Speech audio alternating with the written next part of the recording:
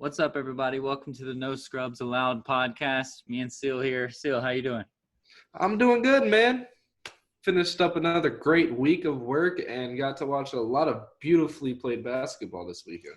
Absolutely. And I am obviously not wearing basketball gear, but there was some news in football that we'll get to right before we get to basketball. But first, we have to do it. We are a sports podcast. We don't have to talk about it, but I see your wall decorations. I appreciate your wall decorations. It's amazing. But the game with LAFC was not amazing the other night. It was pitiful. I know we have some fans that are LAFC fans, so I wanted to at least bring it up and just let them know, yeah, we were watching, and yes, we were quite disappointed with how it went down. We didn't look like a team we just that was seen ready that flat-footed, worse defense than we've came to expect. A very, very piss poor, lackluster defense that we're used to seeing. Worse than that, goals that you really can't give up in soccer, set pieces and crosses. Those are the two that will really come back to bite you in the ass, and we just can't seem to get it together.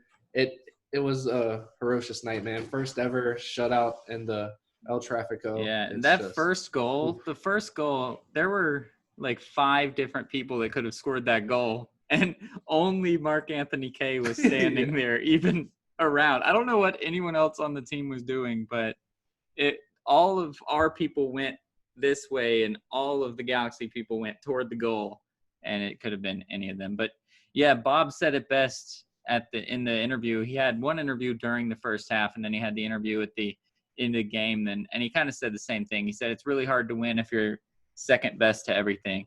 He was like, we were second to every ball. We were second on energy. We were second on pace. We were second on everything.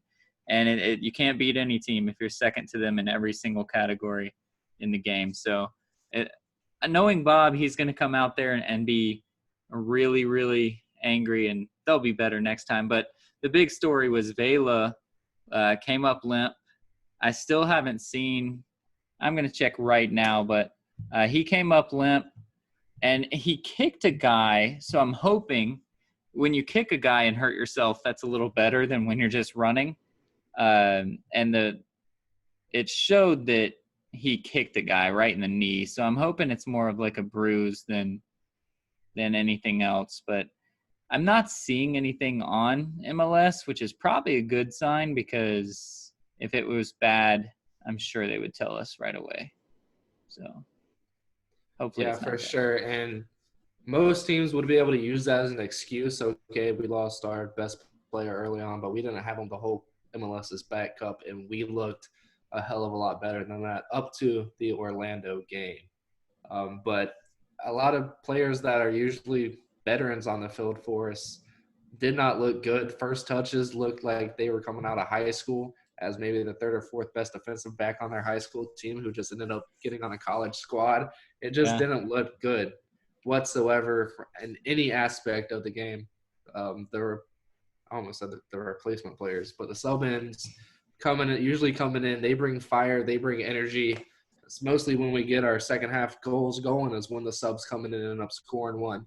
But that didn't happen. No energy from them, no extra oomph even from our sub-ins, that's very unusual to see. Usually in a bad game, they're usually able to come in and get that second win going, that second gas, and that just didn't come into fruition. Nothing came into fruition last night.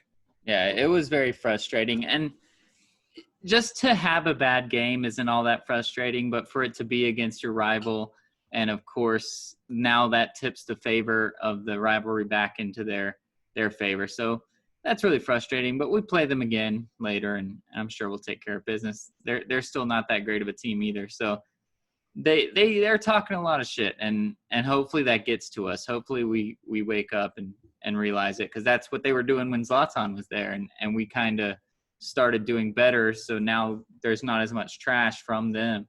So hopefully we get that energy back. But that's really all I want to talk about that. That's actually more than I wanted to talk about that, but whatever.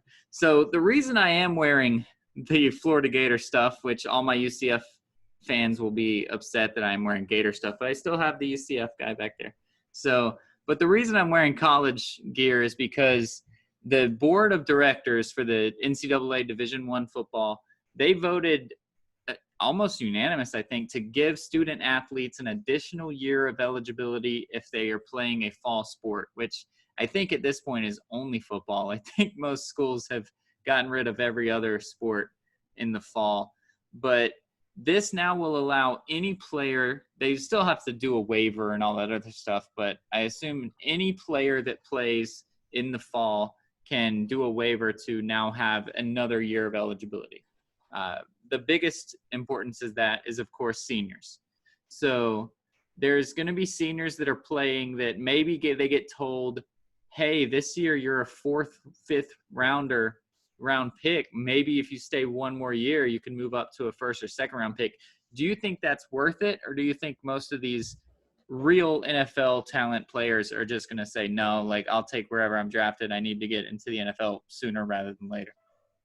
We may see that happen for more people, like the Ngakwe's for the Jaguars we got late.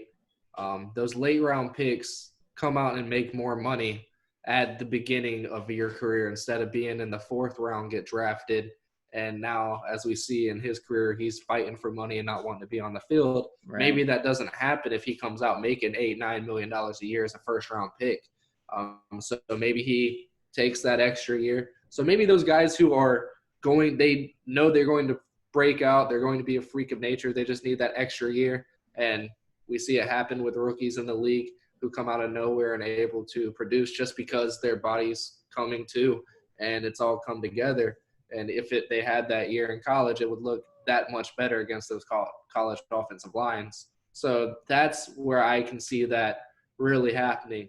But, man, if that does end up happening where we have a plethora of guys who would be 3rd, 4th round picks, because I feel like the guys who are going to be 5th, 6th, 7th round picks are the guys that are happy to be 5th, 6th, 7th round picks and That's just true. make it into it and have a chip on their shoulder. Those 3rd and 4th round guys are pretty pissed off that they didn't make it up there in the top 2 rounds. So that'll be a hell of a draft, man. Yeah, and I don't think it's going to change too much. I really don't think a lot of people are going to use this ability, but I'm glad that it's there for the people that do. And I wonder how this is going to translate now into the spring football for all these ones that are trying to do spring football, because the waiver states that it's for spring sports or whatever's going on. It says fall in the waiver. So Yeah. We'll see what happens when like the Pac-12 and those guys want to try to play in spring. Well, we still have a couple. What I'd say next week is probably going to be the deadline to see what the Pac-12 and the Big Ten does, because there's a lot of reports coming out. Multiple Big Ten teams want to play, and the NCAA really doesn't seem to be that big almighty power that they look like they were for the last 20, 30 years. Yeah. Especially in the 2000s when they just seemed to be hammering down and everybody feared that old NCAA. Now they're pretty much back to being just the logo on the jerseys for the most part. And it's crazy how much power these conferences inevitably do have. And these teams are kind of in a lock. They can't do anything. Ohio State wants to play. Michigan, John Harbaugh still has his guys out there like they're going to have a season. So I still feel like it's up in the air, but we're about time to start playing games. I think they still would have to get their scheduling and everything slated down and padded down. So, I mean, we'll see. But could you see there being a true national champion out of this season if there are only 3 of the 5 Power 5 conferences? I mean, we have the American Athletic, so. Yeah, I mean, they're going to do that. They're going to have a national championship, but the NCAA might not recognize them. So, yeah, it might just be like an AP national championship instead of an NCAA national championship, whatever. So even after this season, there's not going to be the playoffs and all that stuff? I don't know. I haven't seen anything like that. There should be. I don't see why not. And if they're just trying to get money, there will be. So I I will definitely say that But there what if will be, but the Pac-12 is not going to win anyway, so it doesn't matter. What if the NCAA pulls an NCAA and pulls up like the Midwest Conference and the American Athletic and brings them in to be the 5 The conferences? 2 other conferences. Yeah. It's possible. It is possible. All they'll do is they'll just put Notre Dame in there. They'll be like, Notre Dame is the other 2 conferences. They're just I'm in. surprised Notre Dame didn't get shifted to the ACC with everything like that. I don't know if the ACC wants them now. But hey, power to the independents. That might make more teams Yeah. want to become independent because Notre Dame literally does. They're just looking at everybody else, being like, "Hey, can we play? Oh, you? Yeah, we'll you're play not you. playing? All right, You. can we play you? Oh. All right, cool. We can. All right, we'll come there. You're good. No, we're good. Yeah, that seems to be the way to go. That'd be awesome if Ohio State became an independent. Yeah, it's sad because the Pac-12, it can't really do anything because California won't allow it. And I think, like 75% of the Pac-12 teams are in California. So it's going to be really difficult for them to do anything. So I think the Pac-12 is going to get shut down for sure. Well, yeah, if the Pac-12 is – I don't see that unless they were to change the whole state guidelines just because of football. But I doubt it. Well, the How are Rams they and the doing? Chargers still expect to play, so.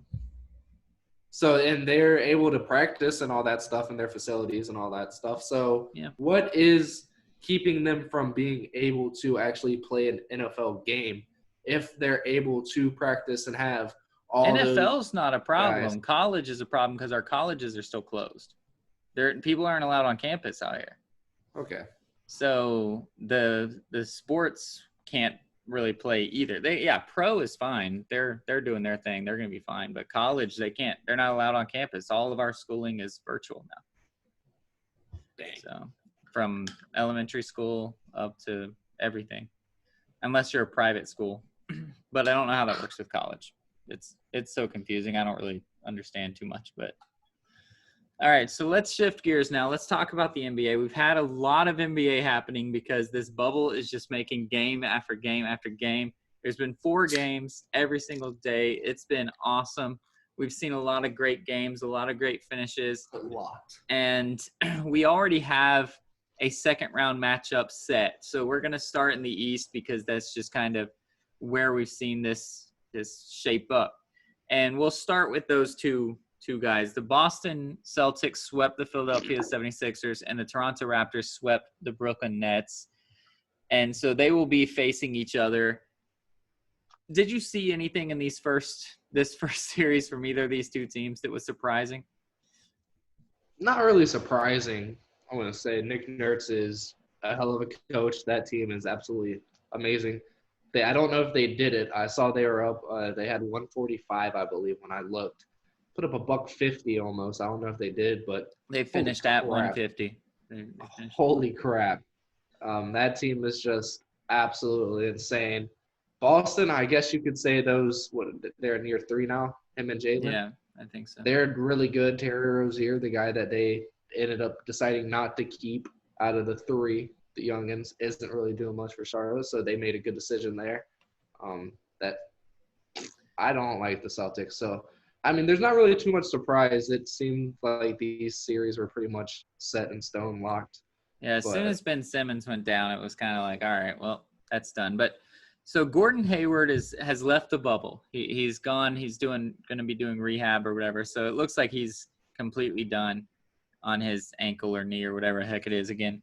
So when they match up now against Toronto, how do you see this matchup happening? I mean, Toronto looks – if you just came down here on a spaceship and understood basketball but didn't know seeding, didn't know anything like this, Toronto would probably look like the best team in the bubble right now. Yeah, so for sure. Do you think Boston can do anything with that?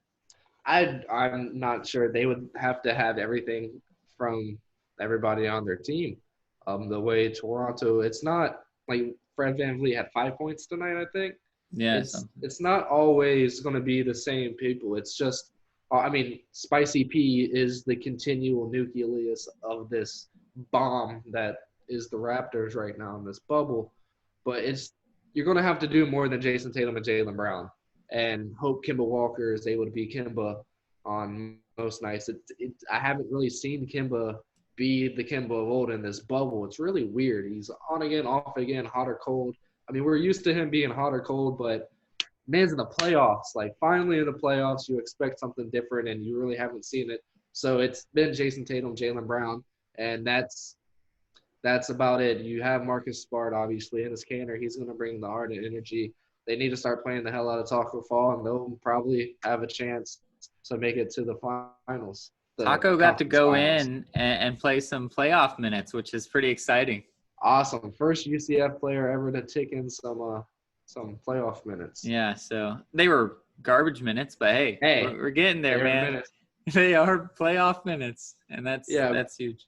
But I'm excited. I'm excited to see what ends up happening with this Toronto team because they look like a team that is more than likely going to end up going back to the finals. And there's no reason not to think that they have a shot at winning another title. Yeah, I'd have to pick them in this matchup as well, but Tatum is big, man. Tatum has really proven that he can also take over games. So if they're getting 20 points from Tatum, Brown, and Kemba, which they did in the regular season, they all three averaged over 20 points. So if they're getting that sort of production, it'll be close in the fourth quarter, and then it's trying to see if Siakam versus Tatum, who's the most clutch, who's the guy that can get it done. I think it's going to end up coming down to 4 through 7 for the Celtics to see what they do because after Spicy P and Kyle Lowry, there's not too many staples. It's who's showing up tonight, who's going to give me 30 tonight, who's going to be that extra effort, and it works, man. Nick Nurse is a hell of a coach. I wish he was my father so I could have his brain being taught to me right now. Did you see the Coach of the Year announcement thing they did for him? Where they I didn't. They brought him in during the TNT crew did during halftime of another game just to like talk to him or to talk to him about his whatever. But then they brought in his old high school coach.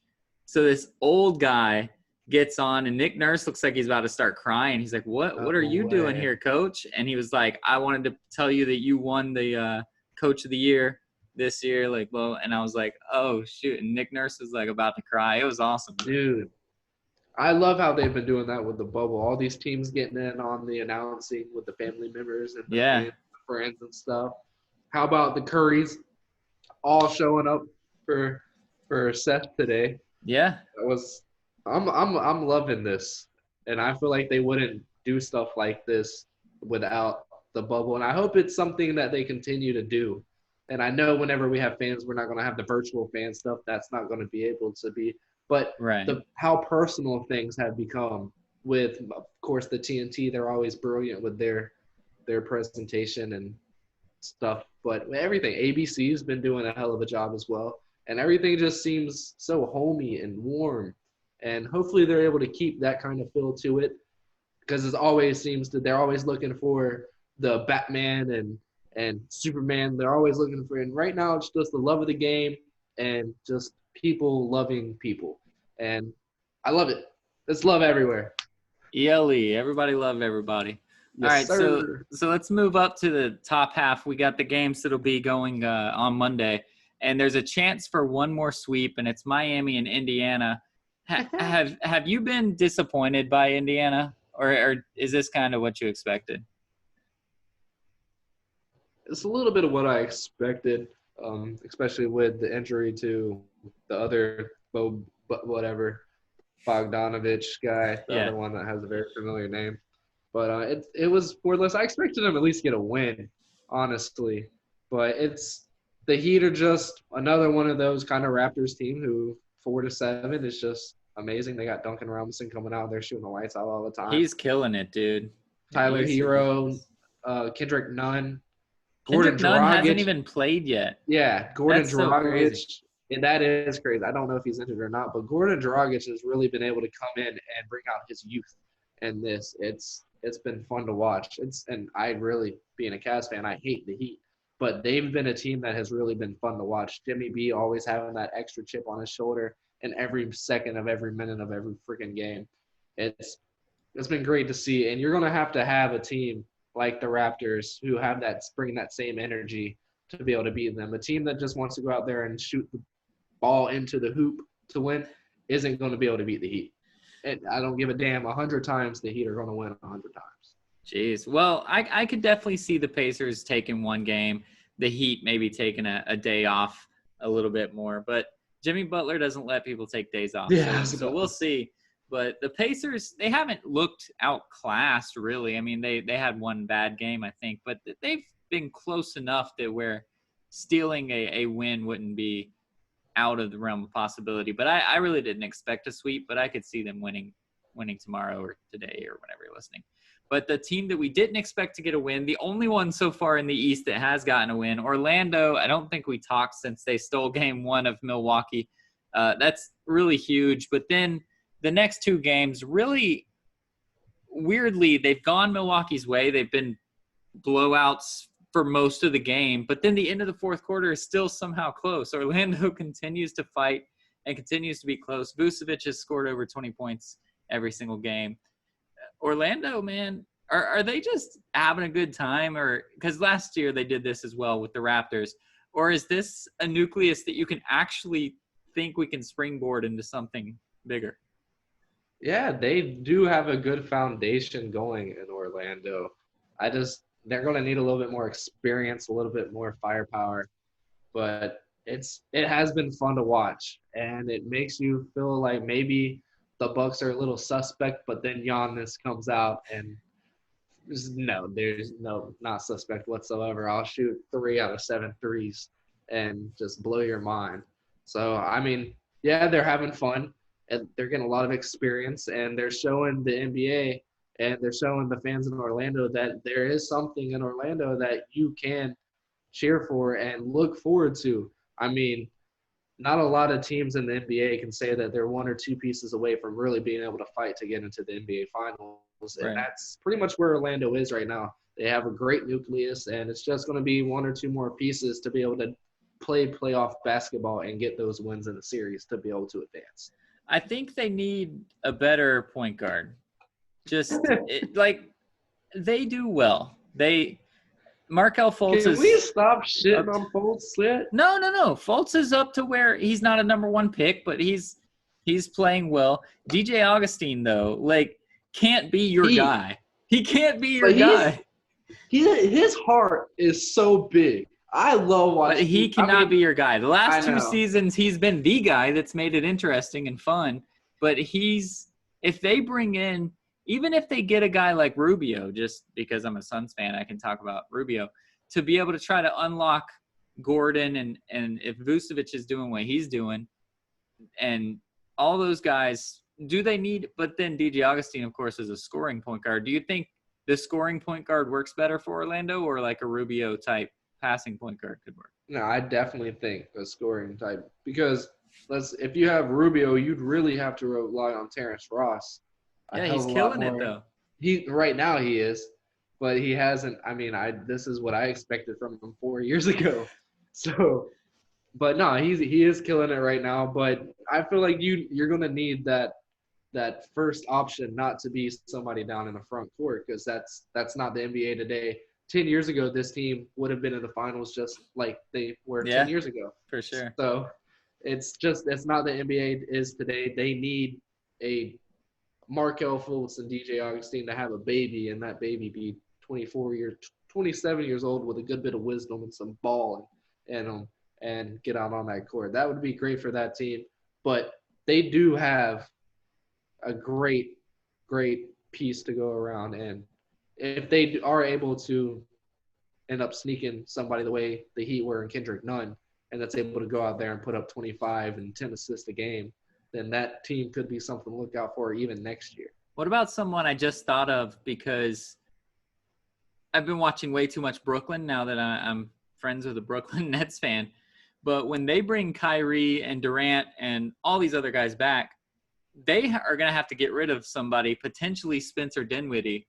Yeah. Could he be that type of guy, man? He could put in buckets if he needs to. Oh, no. Dinwiddie can ball, and he's really been able to take that team and become a leader in the last I'd say about the last month before the end, we all really started to see Dinwiddie ball on a continuous basis and be that leader for that Nets team. And they are really a lost young team. We don't know half of the guys out there. The G League probably doesn't even know half of the guys out there for that team right now.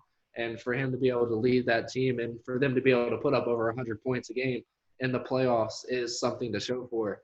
And damn, yeah, that's a great option for them to go out and pick up. Just some food for thought, Orlando. Maybe you guys can do something like that. But before we head over, actually, before we even get off the East, you talked about Toronto looking like a team that could make it back to the finals. You said the Heat would win 100 times out of 100. Is Milwaukee flying under the radar here? You said they look somewhat vulnerable with the way that Orlando's keeping it close, but they still have the best player in the East, at least. Yeah. We're not even going to try to argue with LeBron haters, but they have the best player in every matchup that they're going to play. What are you looking at? It is easy for them to be looked over right now, being the only team in the conference that has a loss. As far as, other teams have losses too, but the only team up in the series with a loss. Right. And it was the first loss, so there was a lot of prove it. Like, you lost your first game coming out of last year's just hellacious meltdown. A lot of people would call it meltdown. It was just great game planning. But just prove it. You have to prove to us that you can beat Orlando now. And so a lot of people are just worried about this. They're not even moving on to the next series until they can get through Orlando, which stinks for Giannis because it seems no matter what he does in the regular season, once he gets to the playoffs, it's just what do you got now? So hopefully – that's the Harden syndrome too. It's just that's what happens. So hopefully they are going to be able to put Orlando away. I don't see any reasons that they won't. And then that's going to be that Heat team against the Bucks. It's going to be crazy, and I don't think that Booty is happy whatsoever that he's going to have to go up against Eric Spoelstra, who is an amazing coach. 4 amazing coaches. If those are the 2 that make it through, which we assume they are, that'll be 4 amazing coaches in the Final Four of the East. That's crazy. For sure. But it's really Giannis's to lose. That team, the team they have, Middleton, they have more than the Heat have. Right. So they're really just going to have to go out and pretty much beat Eric Spoelstra. And good luck. It's tough. Because that man has been able to do a lot with nothing, and he has a lot of somethings this season. Right. I really want to see a rematch of Toronto and Milwaukee. That's my hope. I don't want to see Boston there. So that would be awesome. I want to see Giannis try to get that revenge. All right, so before we shift over – Before we shift, Brett Brown, gone? I hope so. He should have been gone 5 hours ago or whenever that game was. All right. They shouldn't have even let him do a post-game interview. They should just we're looking for a coach. Just have the GM up there. So before we head over to the East, let's talk about our sponsor, Manscaped. We're sad. We're sad over here at No Scrubs Allowed because it doesn't look like the Nuggets are going to get to be matched up with the Clippers, and it might be both teams getting sent home early. But our Nuggets have been facing off with the Clippers, and Manscaped has partnered with us to make sure that they are as safe as possible when that matchup happens. Manscaped is here to provide you for the best tools for your grooming experience. For sure, man. And I want to apologize to you because I'm taking the crop wipes from you right now. I just got off of work and rushed home. Didn't even get to shower or anything before we started, but I had to freshen up. I had the deodorant on. The pits are fine. Didn't put my ball cream on today, bro. Ooh. It was stanking. So I put out one of them wipes, man, and it really feels fresh. Like, it feels fresh. It probably smells fresh. I'm not going to go ahead and air it out. It's like when you're eating at barbecue and you got those wet wipes that you clean off your hand. You just feel really good. That's what it is down there, man. That's what it is. But no, man, these things are absolutely amazing, and you really can't get off of work and put them on and go out because I'm fine. I didn't really need a shower. It's just I had a hard day at work in the kitchen today, and it was a little moist down there. But man, I am blown away It even messes up my speech. I'm blown You away went by how redneck on 'em. awesome and amazing these crop wipes really do freshen up your balls.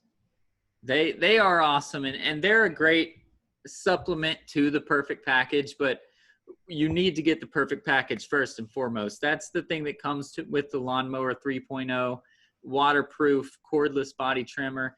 You still get the boxer briefs in there, the travel bag that I said we might bring back, but it's in my bathroom and I don't feel like going and getting it.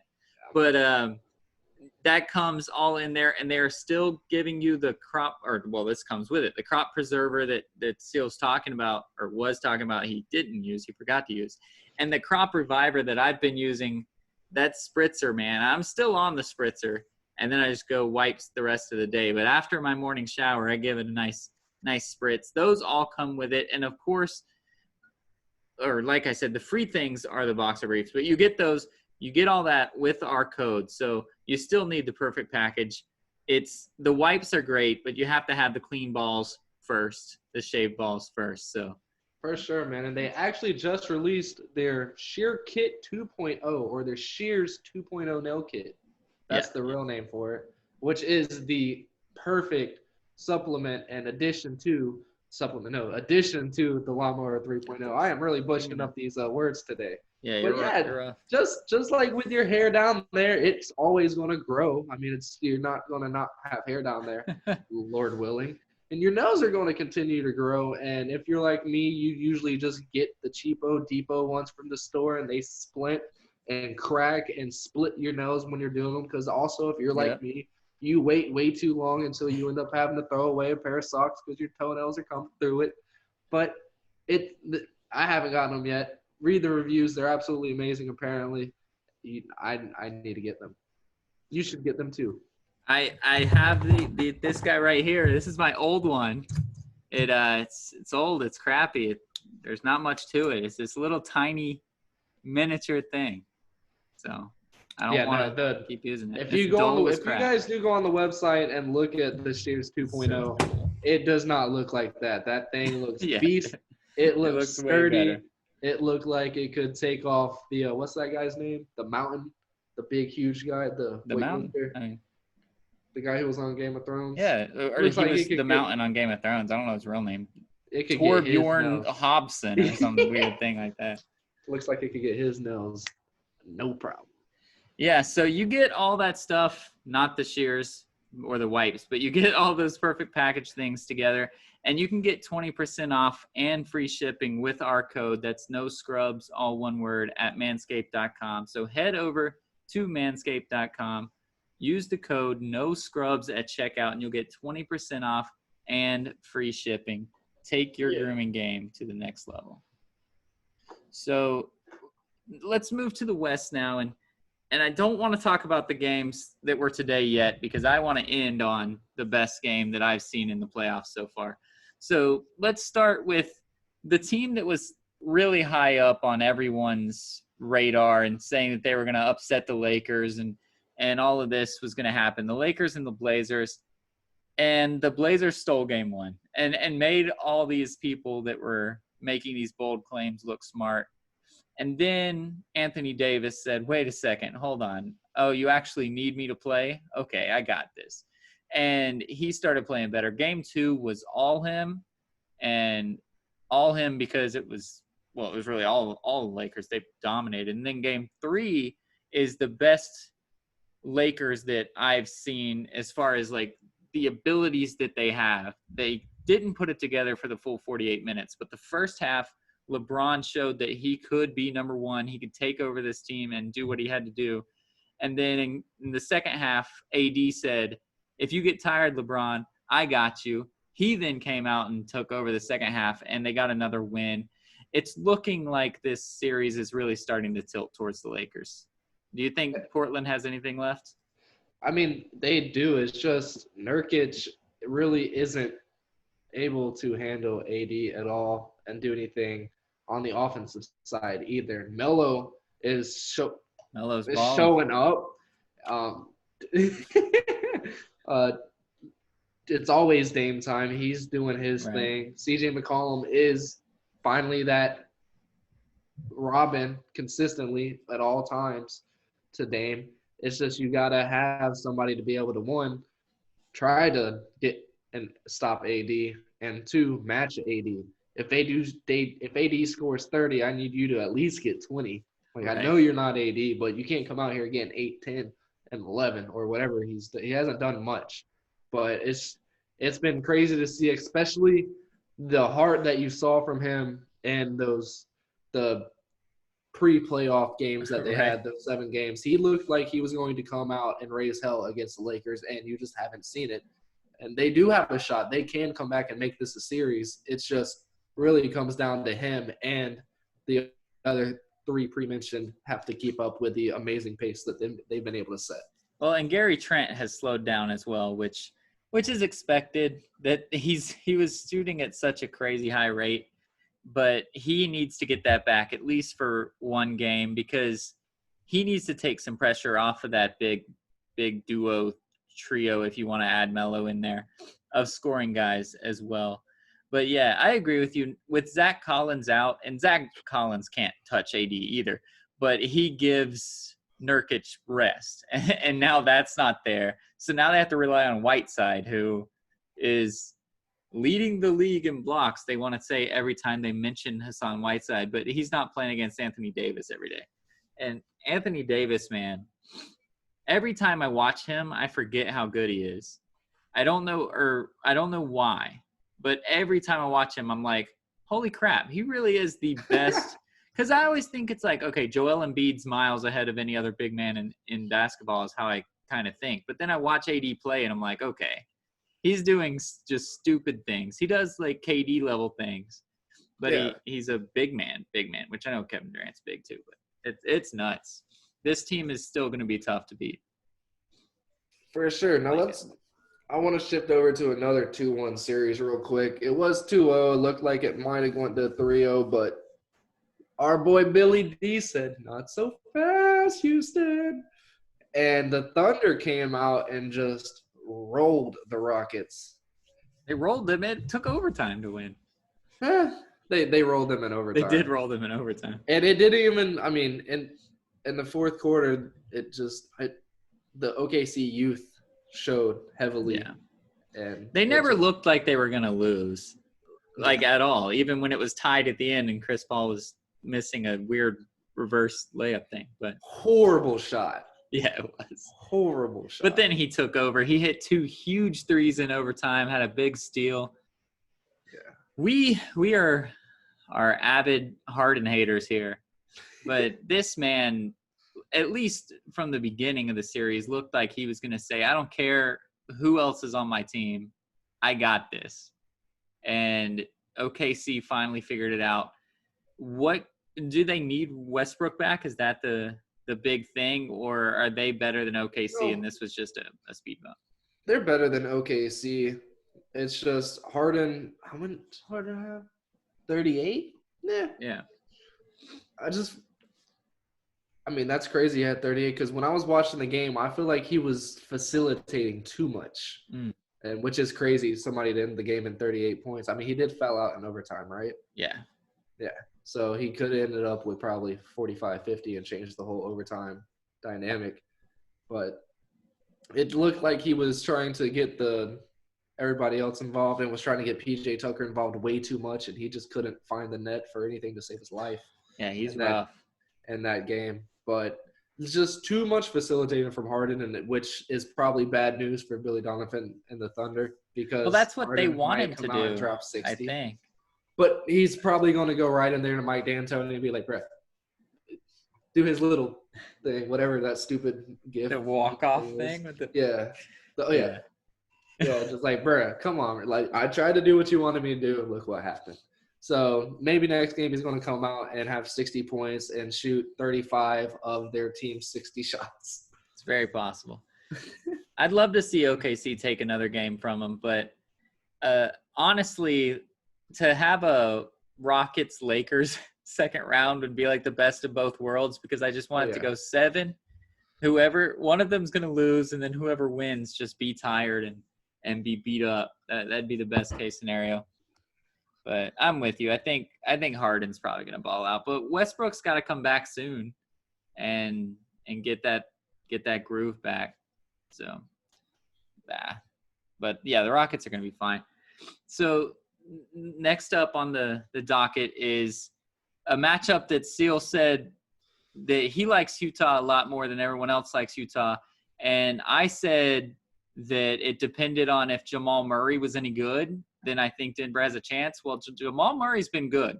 He dropped 50 today, and they still lost because Donovan Mitchell dropped 51, and that was really all that was needed. These games are so weird because at times Utah looks like they are playing a high school team and Denver can't do anything. And then at times it's a two-man game with Murray and Jokic, which it's been all day, and Utah has no clue what to do to stop it. And in the end of the game, it was a 2-point game, and we've seen overtime with these. We've seen a blowout from Utah, but at the end of the day, it's 3-1 now, Utah's favor. This was a must-win for Denver, right? And they fell just short. Yes, especially after that abysmal show up on Friday. Yeah. Jokic had like 15, I think. Murray had like 12 or something like that. It was crazy. They had to come out and win this game, and they really did a lot. Are you picking up my phone? I had to turn off my Wi-Fi because I don't hear anything. But I hear the zzz. But it was just abysmal in all aspects, all ends of the court. You scored 87 points. The other team scored, I think, 120. Yeah. Just made you look really, really, really bad. You had to come out and win this game. And the Joker tried. Like you said, Jamal Murray, he tried. But when you have the Spider-Man and you get Mike Conley back, it's a completely different story, which we have seen. Yeah, Conley is looking like a leader now. I mean, not now. I say now like he's never been before. But when he first got traded to Utah, it wasn't all that pretty. It was him being a leader but not being able to contribute on the court. And now it looks like he's contributing on the court as well. And that's dangerous. That's dangerous for every other team in the league. We said you were the leader of this band, that the Jazz have the players in place that could beat any team. Yeah. I mean, they have a great defensive big man. They have a guy in Spida that can score at will. And they have Joe Ingles. I mean, what can't be said about Joe Ingles? He's the man. So, he didn't even score in the last game. He moves in slow motion, dude, and it's awesome because it works perfectly. It does. He does it at his pace, and it works great. Yeah, he does. And the thing with Utah, they've found their 7-8 players that they're comfortable running with, and they're not switching up. They're throwing the same shit at you all game, and it's pretty much outscore us. We know you're going to be able to score, but you're going to have to outscore us. They have 3 or 4, 5, 6 guys who can put up 25 points a game. And then, we got this guy who's probably going to put up 45, 50 every single game at the same time as well. Right. And if Joe Ingles doesn't put up any points, Jordan Clarkson can still come out there and put up 25. Jordan Clarkson doesn't come out there and put up 25. Ingles is probably going to put up 35. So that team has a great plan. They're executing it perfectly. It's not all on trying to stop the Joker and Jamal Murray. It's can you guys outmatch us? And Denver can't stop anybody. Denver looks so bad on defense. And they don't look like they're able to put up 150 points a game like we've been accustomed to seeing them do either. Yeah, Porter slowed down too, which is rough. But I think they could still win one more and make it seem like a series, but none of these series are really looking like real series except the one that I decided to save for last. And that's the Clippers and Dallas. They played tonight. They played the best game that I've seen since the restart, whether you talk exhibition games or otherwise. And we've had a lot of overtime games and things like that. But this was Luka Doncic without Kristaps Porzingis with a hurt ankle, but saying, hey, I got to play. We got to play. And putting up numbers that are literally not done. I mean, he's the third player ever to have a 40-15-10 game in the playoffs behind Oscar Robertson and Charles Barkley. So these, it's crazy. Let's And then play 2K.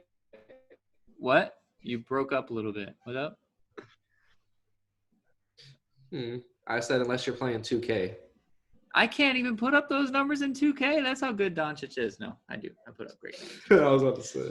But and then that almost wasn't enough though, which is the sad part for Dallas. When he plays that great, that should always be enough. But then he didn't care. He shrugged it off. He airballed a three, I think. He missed two threes really, really badly, 3 threes, really badly. And then at the end of the game, he said, you know what?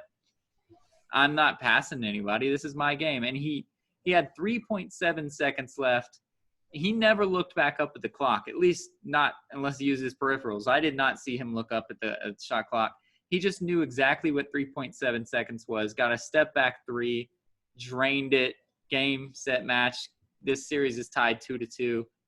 Am I overhyping this, or is this the best series that we've – clearly it's the best series we have this year, but it's been amazing. Oh, for sure. And the thing that is so great and scary about Luka, I mean, he's different than a lot of people that we've seen in the NBA at his age, as far as he's already won a professional championship before. He's been in that light.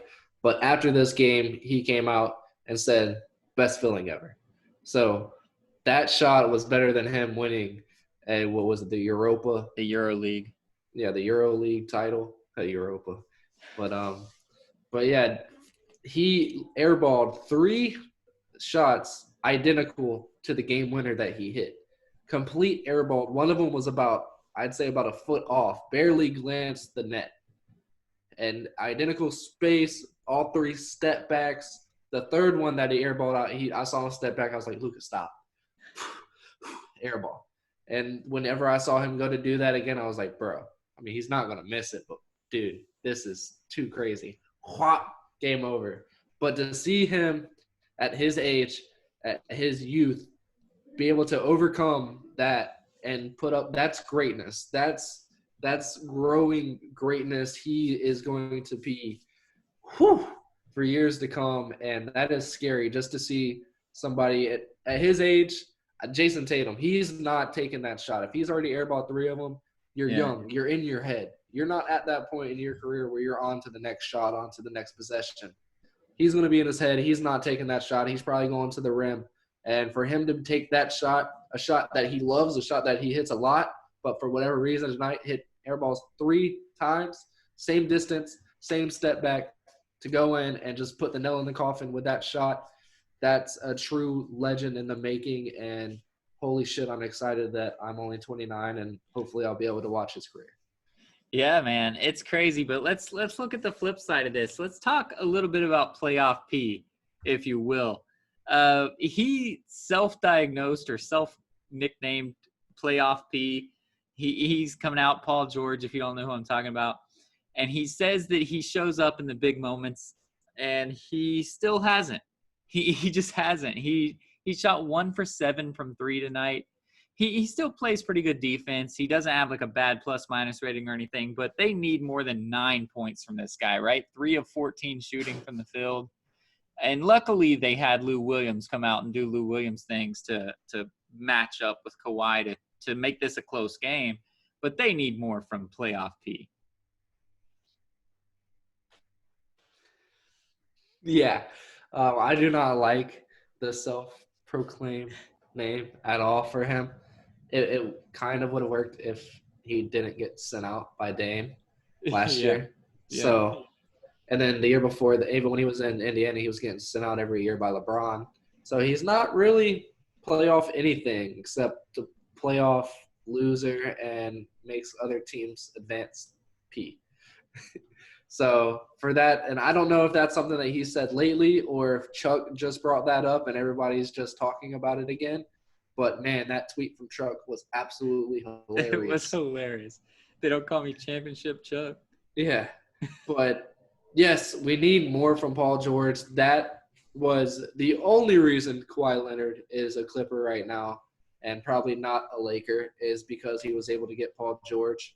and Kawhi doesn't seem to be that much of a sucker to do that.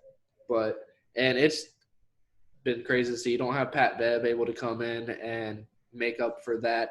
You have Lou Will, sweet Lou, calm, not too flashy. He's going to get his points in, but what he does isn't going to overshadow or overlook what you didn't do on the court, being playoff P. Right.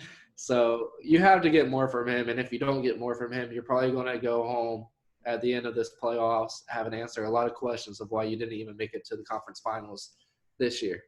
Yeah, especially when your boy that you called, Reggie Jackson, is actually looking good, man. He's doing his thing. You said man, you were excited about him, and he's replaced Pat Bev and looked really good. But he's one of them guys, too, that I look at and I'm like, damn. He makes me feel old. Watching Reggie Jackson just come back after a couple-year hiatus and playing again, like, he makes me feel old because I'm used to Detroit Pistons, Reggie Jackson's doing work.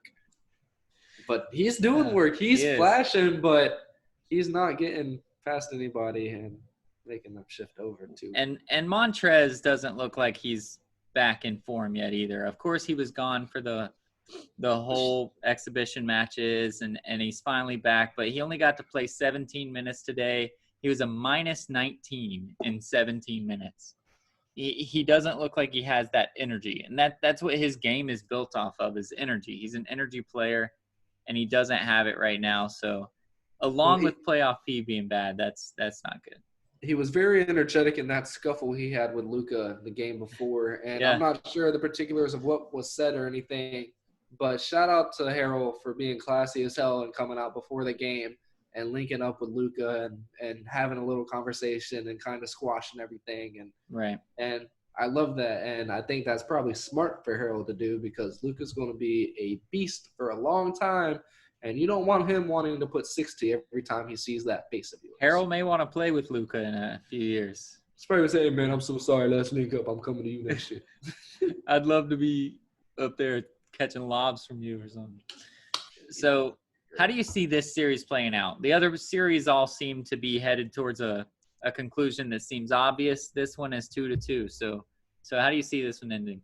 I've been able to pinpoint most of these series so far, but I really can't call this one. At the beginning, I thought it was going to kind of be a little bit of a fight, but the Clippers were inevitably going to be able to come out on top. But, man, Rick Carlisle has this team going crazy, and I can't call it. I'm not sure what happens. It's literally something is going to happen in those 48 minutes that gives one of these teams the better break, and that's what's going to call it. You can't, on paper right now, say that's the team. You can't do it. It's tough. These are all close games too, man. I don't think there was like one blowout, I think, but all these two teams look exactly the same. They both have two superstars, well, supposedly, and they can do their thing.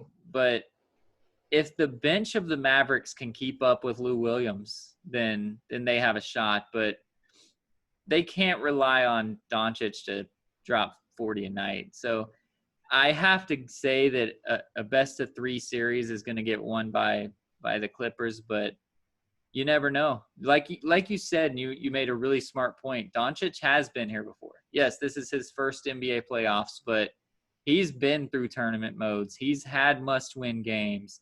He's played against the big guys, and he shows that confidence, and that's huge. A lot of times in your first playoff matchup, you just can't do it. It's hard to live up to that. But Doncic has been there before, and that's big. And it hasn't been too much for him to handle. He has been able to do everything that he has continued to do. You don't see a deduction in his rebounds. You don't see any fall off in his assist. And you damn sure haven't seen any wear or tear on his scoring abilities either. So it's just another day in a gym for him, and he's going for that dub. He's eating some W's, man. He's eating some W's. So do you have any shout-outs before we get out of here? It can be anything. It doesn't have to be basketball at this point. Do you have any shout-outs? No, man, it's just life in general. I've been blessed. I have healthy kids. I have a pretty good life. I haven't had to go through too much turmoil or anything. And just there's so many people out there in this world who have sicknesses, just crazy shit that happens, kids being ill, just shit that they have to deal with and overcome every single day of the year for the rest of their life. So shout out to those people who are able to deal with that stuff and put a smile on your face and go throughout your day and kick the shit out of it every single day. So shout out to those people, man, to those people who see persecution every single day and look at his face and say, fuck you, and have a great day and do the best they can to enjoy life, because that's what we're here for, to enjoy this life and to bring greatness to our Lord. And the people who it's really hard for them to do, just shout out to them, man, for doing it every single day. I can only imagine how hard it is for you. And I'm here, and I appreciate you guys so much. Yeah, well said. We both are very blessed. Both are very lucky, and I know a lot of people that aren't or weren't dealt as good of cards, and I couldn't have said it any better. You shouted them out, and I want to second that motion. You guys are studs. You guys are the reason that we can make it through not near as difficult things, is because I think of what you guys are going through, and I'm like, man, what am I? I'm such an a-hole over here doing nothing. So Exactly. keep doing your thing, keep living your life, and showing that light to the world that needs it right now, really needs it. And as always, be a stud, not a scrub.